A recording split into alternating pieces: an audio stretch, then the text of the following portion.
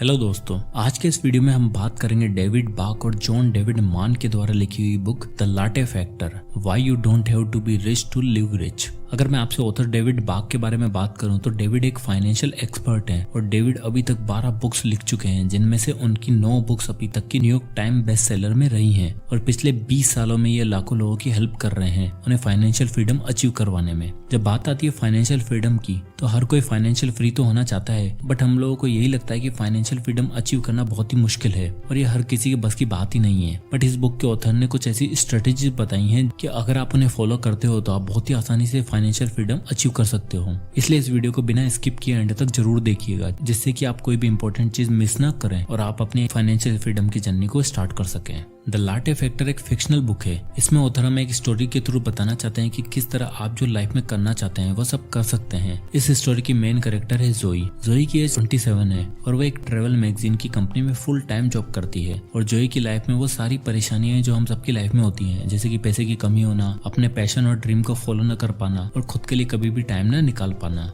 और जोई न्यूयॉर्क में रहती है, जैसे कि हम सबको पता है कि वहाँ की कॉस्ट ऑफ लिविंग क्या है, तो जोई जितना भी कमाती है वो सब खर्च हो जाता है। तो एक दिन जब जोई ऑफिस के लिए जा रही थी तो उसे रास्ते में एक एडवर्टाइजमेंट दिखाई देता है जिस पर लिखा होता है कि if you don't know where you are going you might not like where you end up. मतलब कि अगर आपको पता ही नहीं है कि आप लाइफ में कहाँ पर जा रहे हो तो जिस जगह पर आप पहुंचोगे तो वो जगह शायद आपको अच्छी ना लगे। और ये कोट जोई के दिमाग में दिन भर घूमता रहा। तब उसे एहसास हुआ कि वो लाइफ में क्या कर रही है, क्योंकि जोई का सपना था एक फोटोग्राफर बनना और पूरी दुनिया घूमना, बट ना तो उसकी फाइनेंशियल कंडीशन अच्छी है और ना ही उसके पास टाइम एंजॉय करने का। जोई रोजाना घर से ऑफिस जाते वक्त रास्ते में एक कैफे में रुकती है जिसका नाम है हेलेना कैफे और वहां से अपनी एक लाटे ऑर्डर करती है। लाटे बस एक फैंसी नाम है एक नॉर्मल दूध वाली कॉफी का। तो एक दिन जोई जब अपने लाटे का वेट कर रही थी तो उसे उस कॉफी शॉप में एक फोटो फ्रेम दिखाई देती है, जिससे वो इतनी अट्रैक्ट हो जाती है कि उसे काफी देर तक वो घूरती रहती है और ऑफिस आने के बाद भी पूरा दिन उसके दिमाग में बस वही फोटो फ्रेम चलती रहती है। तो लंच में जब जोई अपनी बॉस जिसका नाम है बारबरा उसे ये बात शेयर करती है तो बारबरा जोई को बोलती है कि तुम्हारी एक क्यूरियोसिटी का आंसर सिर्फ एक ही आदमी के पास है और वह है हेनरी। हेनरी उस कॉफी शॉप का मालिक है और वहाँ का बरिस्ता भी। बरिस्ता उसे कहा जाता है जो लोगों को कॉफी सर्व करता है।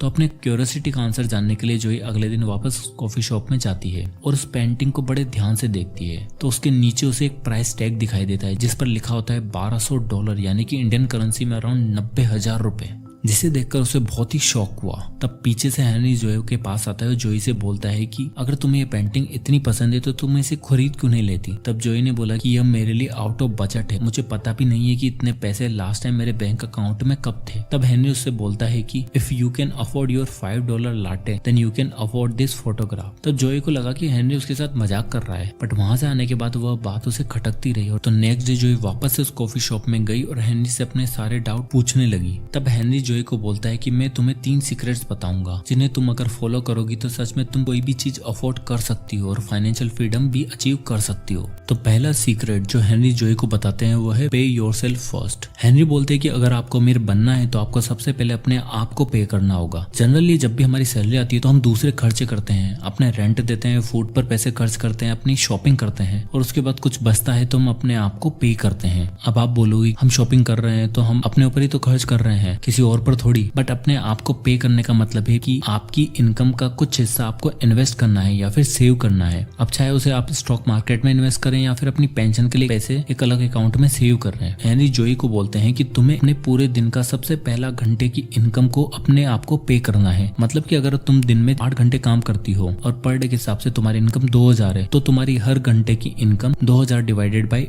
8 इक्वल टू 250 रुपए, यानी कि तुम हर घंटे 250 रुपए कमाती हो तो कम से कम तुम्हें 250 रुपए सेव करने हैं और उसे कहीं पर इन्वेस्ट करना है। हेनरी जोई से बोलते हैं कि अगर तुम्हारी रोज की लाटे की कीमत जितनी सेव करती हो, यानी कि रोज के तुम केवल $5 सेव करती हो और अगर तुम्हें 10% का एनुअल कंपाउंड इंटरेस्ट मिलता है तो तुम्हें एक साल में $1885, यानी कि इंडियन करेंसी में ऑलमोस्ट 1,40,000 रुपए सेव कर लोगी। और अगर ये स्ट्रेटेजी तुम 40 सालों तक अपनाती हो तो तुम्हें 40 साल में $9,84,611, यानी कि लगभग 7 करोड़ रुपए तुम सेव कर लोगी। और ये तो केवल एक कॉफी की बात है। अगर तुम अपनी लाइफ की हर चीजों में ये कर सकती हो, जैसे कि जो फूड तुम अभी मार्केट से बाय करती हो उसकी जगह घर पर खाना बनाने लग जाती हो, कॉस्टली गाड़ी नहीं खरीदना, बिना फालतू की शॉपिंग न करना, अगर ये सब तुम करती हो तो तुम ज्यादा पैसे सेव करके इन्वेस्ट कर सकती हो और बहुत ही जल्दी ये फिगर हासिल कर लोगी। बस तुम्हें अपने खर्चों पर ध्यान देना है। अब दूसरा सीक्रेट हेनरी ने जो जोई को बताया हुआ है, the power of automation. Henry जोई को ऑटोमेशन की ताकत बताते हुए बोलते हैं कि ऑटोमेशन एक बहुत ही अच्छा तरीका है अपने पैसों को सेव करने का, क्योंकि आज के टाइम पर हर कोई बिजी है और अगर हमें किसी भी जगह पर एफर्ट लगाना पड़ता है तो वो चीज हम नहीं करते हैं। जैसे कि अगर तुम्हारी सैलरी आती है तो तुम एक स्कीम ले सकती हो जिससे कि तुम्हारी सैलरी का कुछ हिस्सा ऑटोमेटिकली तुम्हारे इन्वेस्टमेंट अकाउंट में चला जाए। जैसे कि हमारी नेटफ्लिक्स और अमेजोन प्राइम की मेंबरशिप होती है, हमें उसके लिए पे नहीं करना पड़ता है, इसलिए ये कंपनियां ऑटोमेशन के थ्रू हर महीने हमारे बैंक अकाउंट से पैसे काट लेती हैं। क्योंकि अगर ऑटोमेशन ना हो तो ये चांसेस है कि हम हर महीने अपने सब्सक्रिप्शन को ले ही ना, इसलिए हमें भी सेव करने के लिए ऑटोमेशन का यूज करना होगा। तीसरा सीक्रेट हेनरी ने जोई को बताया वो है लिव रिच नाउ।